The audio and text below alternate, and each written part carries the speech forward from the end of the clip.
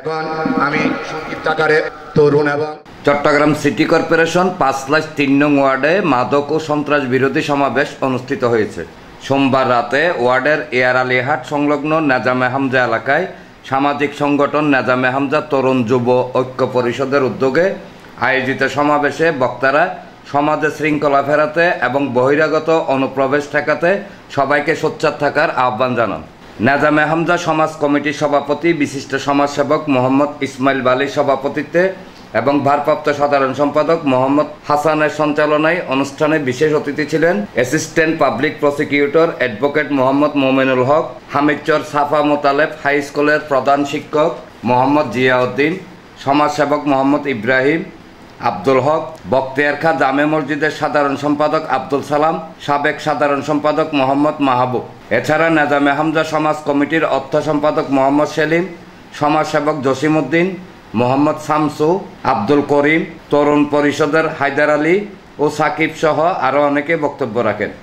সন্ত্রাস এবং মাদক বিরোধী সমাবেশ, আমরা তো বহিরাগত এদেরকে চিনি না, তো এদেরকে এখানে না আসার জন্য আমরা সামাজিকভাবে যুব ঐক্য পরিষদের উদ্যোগে প্রতিরোধ করার জন্য আমরা এখানে সমাবেত হয়েছি।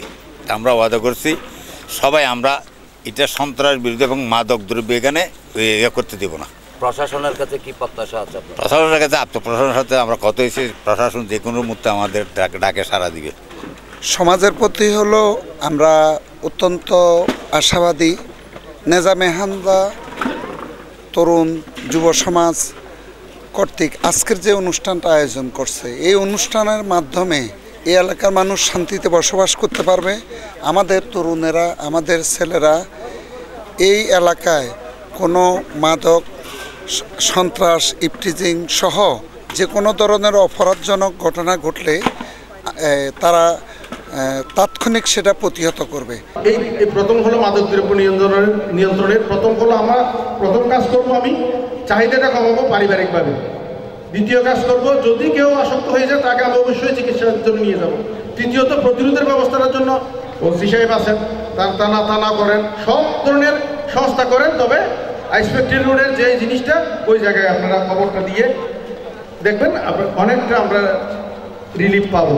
কারণ এগুলো নিয়ে আমরা যারা বয়স্ক আছি আমরা তাদেরকে নিয়ে উদ্বুদ্ধ করার কথা ছিল, কিন্তু তাদেরকে ধন্যবাদ জানাই, তারা নিজেরা উদ্বুদ্ধ হয়ে আজকে আমাদেরকে একত্রিত করে সমাজের আচরণ পরিবর্তন করার জন্য, শৃঙ্খলা করার জন্য সবাই একমত হয়েছে। সেজন্যই আমি তাদেরকে জানাই আন্তরিক ধন্যবাদ।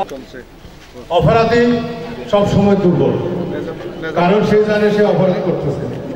আর আপনারা যারা এই অপরাধের বিরুদ্ধে সোচ্চার হয়েছেন, তারা অপরাধের 10 জন হলো, আপনারা একজনও যদি কথা বলেন তাহলে সেই অপরাধী তার দুর্বলতার জন্য আপনার সামনে দাঁড়িয়ে প্রতিবাদ করার সাহস।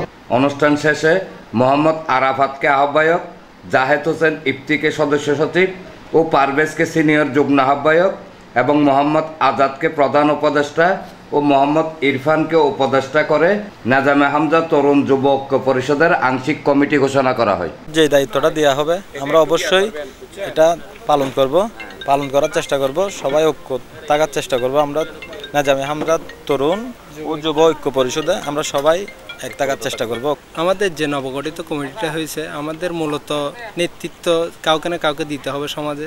আমরা তরুণ যুব ঐক্য পরিষদ, আমরা নবগঠিত কমিটি আপনাদেরকে কথা দিচ্ছি, আমরা সর্বোচ্চ দিয়ে সমাজের শৃঙ্খলা ফেরাতে এবং মাদকমুক্ত সমাজ গঠনে অবশ্যই ভূমিকা রাখব এবং যা সহযোগিতা লাগে আমরা সর্বোচ্চ দিয়ে চেষ্টা করব সমাজকে মাদকমুক্ত, সন্ত্রাসমুক্ত এবং সুশৃঙ্খল সমাজ হিসেবে একটা বাংলাদেশ এবং তথা চট্টগ্রামে একটা সুন্দর সমাজ হিসেবে আমরা উপস্থাপন করব আমাদের নেজামে হামজা সমাজকে। ইনশাআল্লাহ আমরা নেজামে হামজা ঐক্য তরুণ যুব পরিষদ মিলে আমাদের চেষ্টা করব যেভাবে শৃঙ্খলাভাবে এলাকাকে যেভাবে ভালো রাখা যায় ওইভাবে চেষ্টা করব।